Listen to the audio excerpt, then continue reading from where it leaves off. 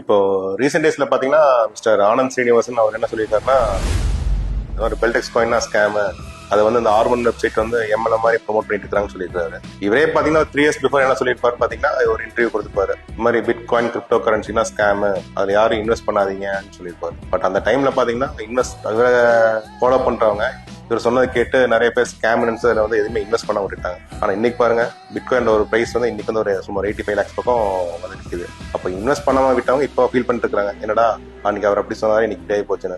அதே மாதிரி தான் அவர் என்ன சொல்றாருன்னா, ஆர்மனும் பெல்டெக்ஸ் ஒரு ஸ்கேம்னு சொல்லிட்டு இருக்காரு. அவர் சொன்ன பாட்டு நம்ம போய் ஒரு கிளீனா உள்ள போய் பார்த்தோம். ஆர்மன் வெப்சைட் பத்தி நம்ம ஸ்டடி பண்ணும்போது, ஆர்மன் வந்து ஒரு கம்பெனி, அவங்க வந்து ஒரு 9 years அந்த கிரிப்டோ பிளாட்ஃபார்ம்ல இருக்காங்க.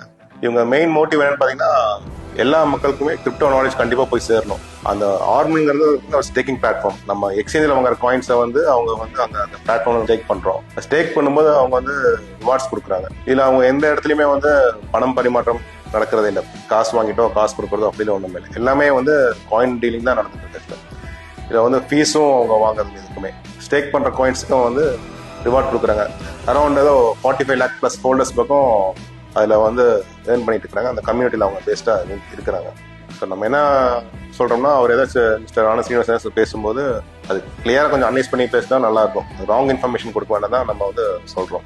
ஸோ யாராச்சும் நீங்க கிரிப்டோ ஸ்கேம்னு சொன்னா பிளைண்டா அதை நம்பாம அதை பத்தி கிளியரா அனலைஸ் பண்ணி நீங்களே இன்வெஸ்ட் பண்ணுங்க. நான் சொல்றது கூட நீங்க நம்பணும் அவசியம் இல்லை. எதுவுமே நீங்க வந்து கிளியரா அனலைஸ் பண்ணுங்க. அனலைஸ் பண்ணி இன்வெஸ்ட் பண்ணுங்க.